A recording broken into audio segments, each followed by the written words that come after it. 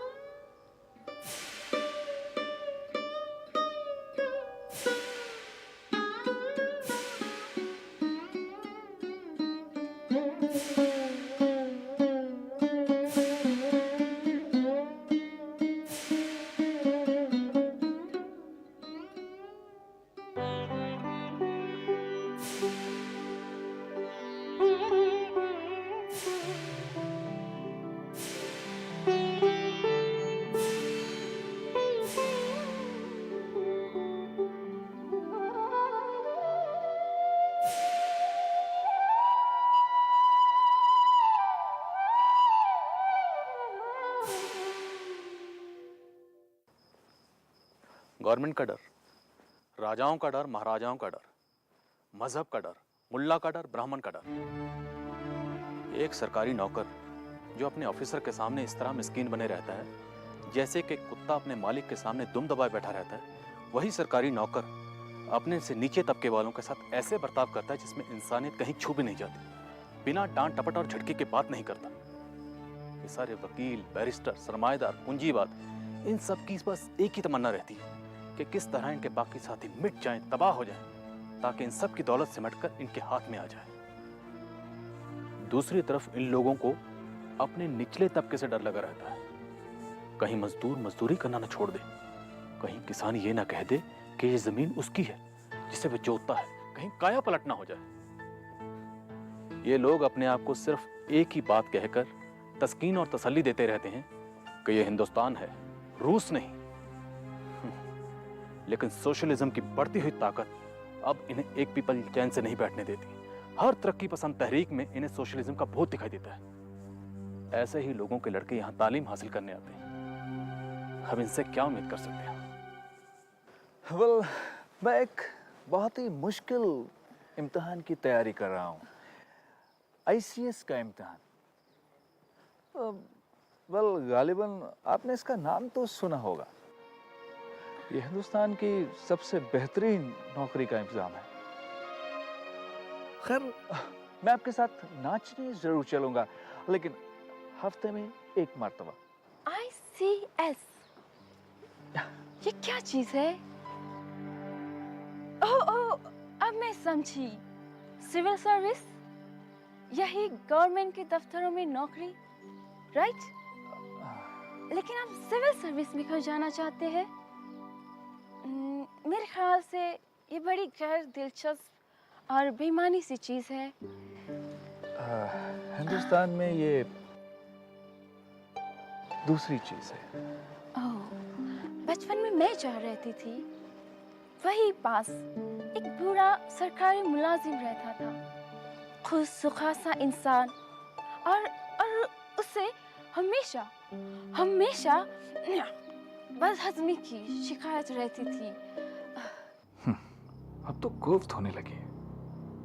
या तो ये लड़की ही अहमक है, या फिर हम अपनी बात नहीं समझा पा रहे हैं। जो भी हो, लड़की है बेहद खूबसूरत। ये दिलफरेब रसीले होंठ जिनका बोसा लेने को दिल चाहे। ये हसीन बदन जिसे आगोश में लेने को मन बेकरार हो जाए।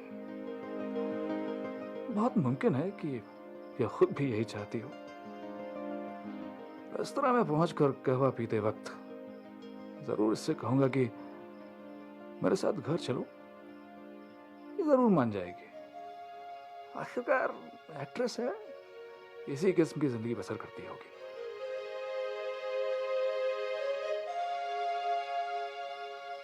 अब चंद मिनटों में हम कॉर्नर हाउस पहुंच जाएंगे और वहां फिर तन्हाई कहां।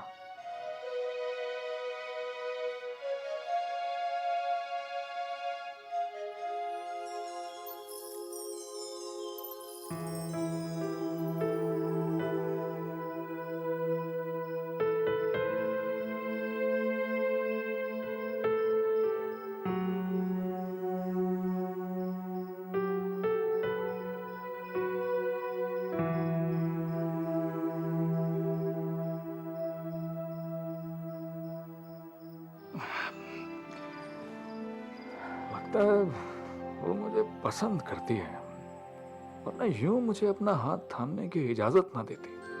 यही नहीं, उसने मेरे हाथ को भी दबाया। इसकी गुफ्तगू से तो ये मालूम होता है कि मैं उसे कुछ ज्यादा पसंद नहीं। फिर ये हाथ दबाना कैसे? कहीं ये ज्यादा पैसे वसूल करने के लिए तो ऐसी हरकत नहीं कर रही है।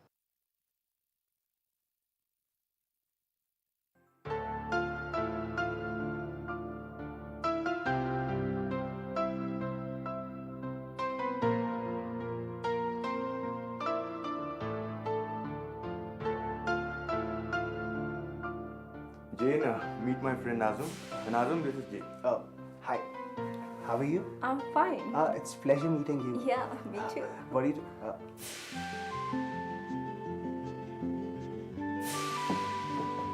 Hello.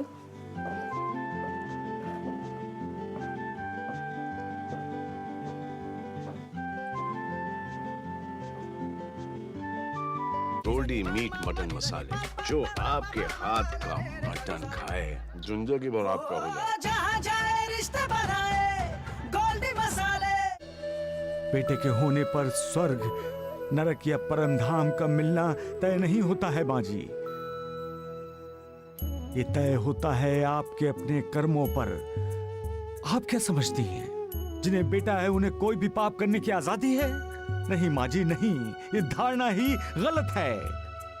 बेटियां भी बेटों से कम नहीं होती। बेटियां भी अपने खानदान का नाम रोशन करती हैं माँ जी। मुझे माफ कीजिए साईं बाबा, मुझे माफ कीजिए।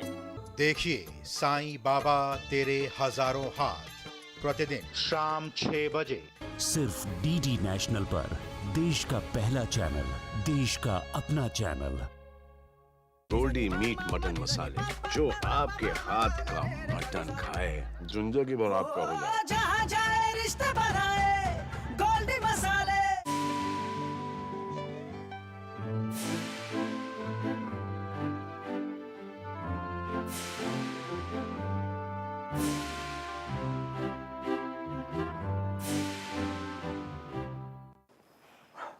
किटी जी? तुम इतनी खूबसूरत हो। सच?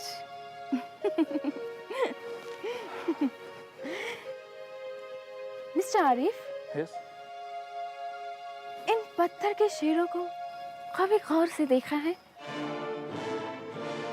ये कितने बूढ़े मालूम होते हैं। जैसे कि इनके मुंह में दांत ही नहीं, यू नो। और ये यहाँ सिर्फ 8 या 10 बरस हुए रखे गए हैं। मेरे बहुत अच्छे दोस्त हैं, आपको उनसे जरूर मिलना चाहिए। वो कहते हैं ये ब्रिटिश इंपीरियलिज्म की ज़वाल उसके बुढ़ापे की तस्वीर है। इनके चेहरों पर वैश्याना शान तक बाकी नहीं रही, बल्कि सांप का जहरीलापन आ गया है। आपकी क्या राय है? जी, वेल मैंने कभी ने ठीक से नहीं देखा है। चलो।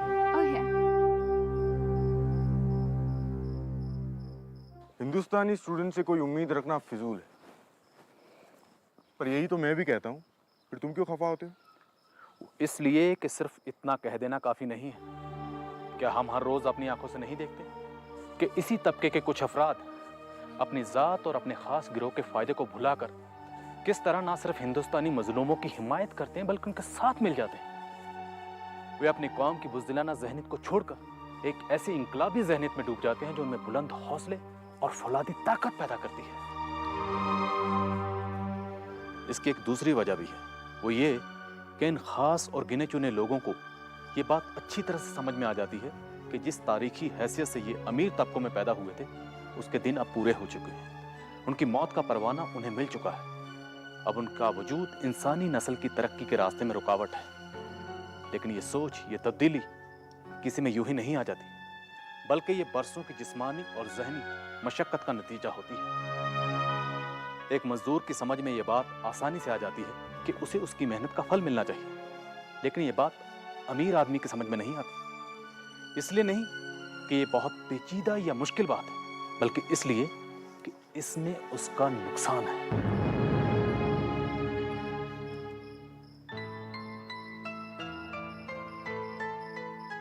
पॉलिटिक्स पॉलिटिक्स, जहां भी जाओ इसी का जिक्र होता है। इसका दोस्त कोई कम्युनिस्ट होगा, उसी ने बेतुका ख्याल इस लड़के के दिमाग में भर दिया, वरना इससे और ब्रिटिश इंपीरियलिज्म से क्या मतलब। हाँ, हर जगह ये लोग फसाद और गड़बड़ पैदा करते हैं। एक वो एहसान साहब है जो किसी हिंदुस्तानी तालिबे इल्म को लंदन में चैन से नहीं बैठने देते। जो कोई सरकारी नौकरी का ख्याल भी करे उसे गद्दार समझते हैं। ये लोग कितने मगरूर होते हैं। एक कम्युनिस्ट मैनिफेस्टो पढ़कर अपने आप को सबसे बड़ा आलिम फाजिल ख्याल करने लगते हैं। लेकिन ये इक्के दुक्के लोग जो मेहनत और मजदूरी करने वालों के इनकलाबी नजरिए को कबूल करके उस पर अमल करने के लिए आमादा रहते हैं, ज्यादातर तालिबे इल्मों के तबकों से ही होते हैं। तो क्या ये हमारी बहुत बड़ी गलती नहीं होगी अगर हम उन तालिबे इल्मों को जो हमारे ख्यालात को समझने की सलाहियत रखते हैं, वो जिनके दिल अभी मुर्दा नहीं हुए, जिनके दिमाग मुअत्तिल नहीं हुए, जिनके जिस्म काम करने से नहीं भागते, उन्हें उस रास्ते की तरफ लाने में उनकी मदद करें जहां जिंदगी की रोशनी है। जिस रास्ते पर तकलीफ, मुसीबत और मुश्किल जरूर है, लेकिन मौत का अंधेरा नहीं है, बल्कि मसरतों का एक नया एहसास है।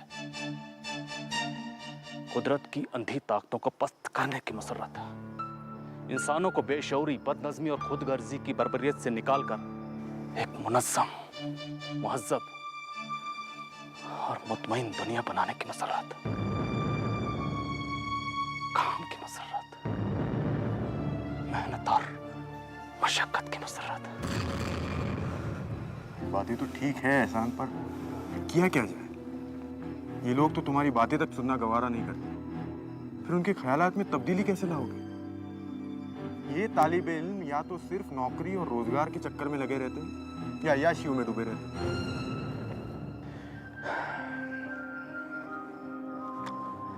किरे, तुम्हारे बाल कितने खूबसूरत हैं। दरअसल आपका ही ख्याल है।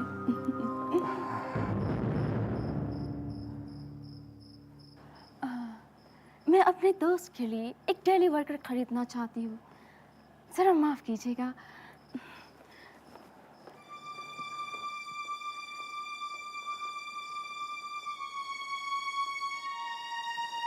मुझे डेली वर्कर चाहिए। ये लड़की उन कम्युनिस्टों की सोहबत में रहकर खराब हो गई है। चाहे कुछ भी हो, लेकिन मैं इस लड़की को उन बुरे लोगों की सोहबत से जरूर बचाऊंगा। माफ कीजिए, मगर मेरे एक बहुत खास दोस्त है जो इस अखबार को अपनी जान से भी अजीज रखता है।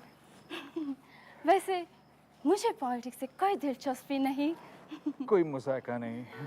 अरे ये तो मेरी बस आ गई, ये मुझे बिल्कुल मेरे घर तक छोड़ देगी। अब बुरा तो नहीं मानेंगे अगर मैं अभी चली जाऊं, उसके बाद कोई बस नहीं। प्लीज, नहीं तो आपको मुझे टैक्सी में घर छोड़ना पड़ता। बाय।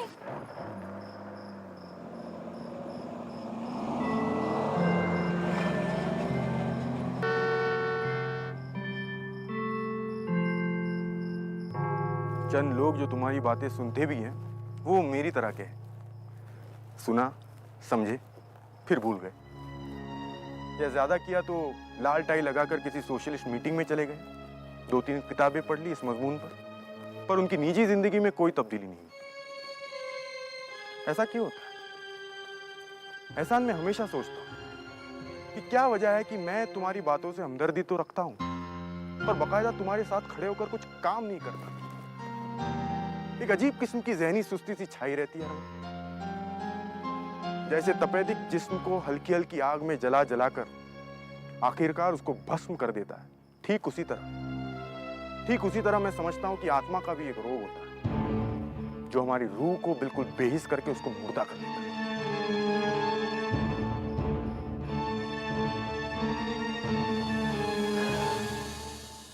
खैर, यही बहुत है कि तुम्हें इस बात का एहसास तो है कि इस किस्म की कोई बीमारी भी होती है।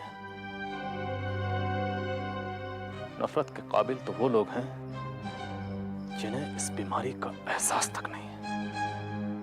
उन लोगों में ये एहसास बाकी होता तो उन्हें मुर्दा क्यों कहते हैं? अगर जेन इस वक्त मेरे साथ आ गई होती तो कितना अच्छा होता। तौबा तौबा, कोशिश भी करता हूं फिर भी उसका ख्याल आ ही जाता। वो कितनी अच्छी लग रही थी। मुझे अब घर जाना चाहिए।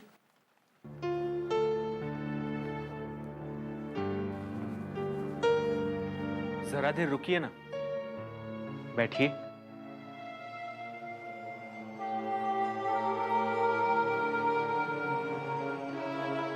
आज की पार्टी भी क्या पार्टी थी। उम्मीद है आपकी तबीयत घबराई नहीं होगी। अजीब किस्म के लोग जमा थे। जी नहीं, मैं बिल्कुल नहीं घबराई, बल्कि आपसे मिलकर मुझे बहुत खुशी हुई। लेकिन अब मैं थक सी गई हूँ। इतनी देर जो हो गई है। आप दिल में कहती होंगी कि मैंने क्यों इसरार करके आपको रोक लिया। सारे लोग चले गए हैं और अब आपको भी नींद आती होगी, लेकिन न जाने क्यों मेरी ना सिर्फ नींद उड़ गई है, बल्कि यूं मालूम होता है जैसे मेरे दिल और दिमाग पर एक तूफान बरपा है, जैसे हमारे हिंदुस्तान में बरसात में तूफान होता है। काली काली घटाएं घिराती हैं और रात के अंधेरे को और अंधेरा कर देती है, और उस अंधेरे में बार बार बिजली चमक उठती है और आसमान इस सिरे से उस सिरे तक कांप उठता है। नहीं,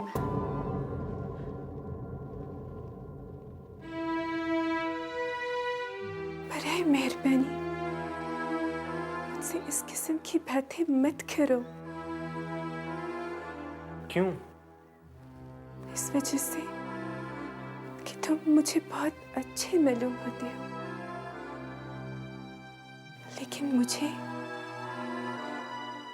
किसी और से मोहब्बत है।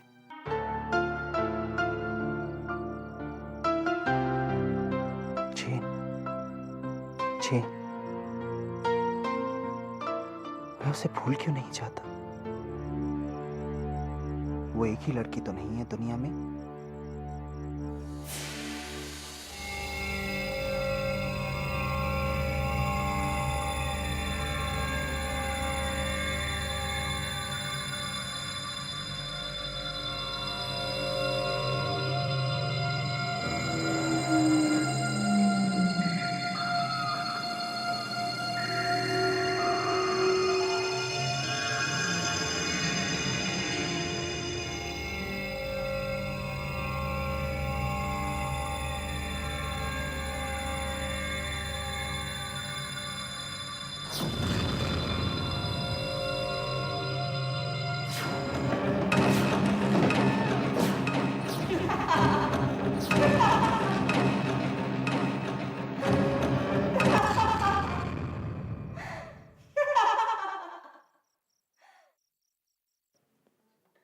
क्या मैं उस खुश नसीब का नाम जान सकता हूँ?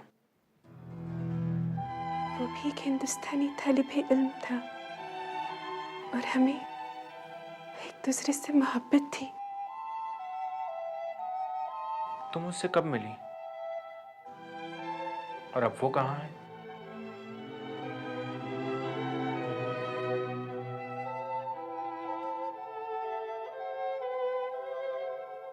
या खुदा, मैं पागल तो नहीं हो जाऊंगी?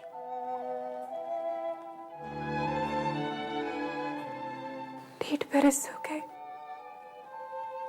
पहले खत आते थे, लेकिन अब वो भी नहीं। दुनिया में कोई शख्स नहीं जिनसे मैं उसके बारे में बात कर सकूं।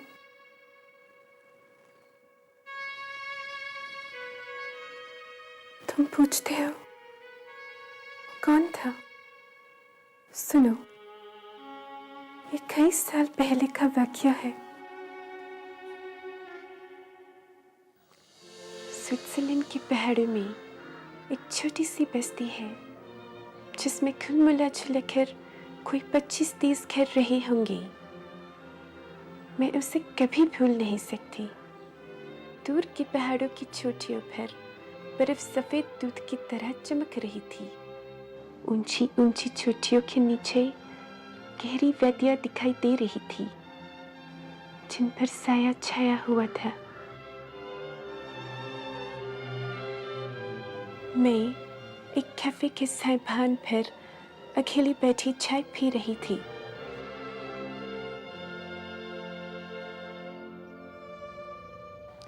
हमारी पहली मुलाकात, ये इत्तेफाक हमारी जिंदगी में कैसे होते हैं और फिर उनकी वजह से हमारी जिंदगी की रफ्तार और रुख क्यों बदल जाते हैं।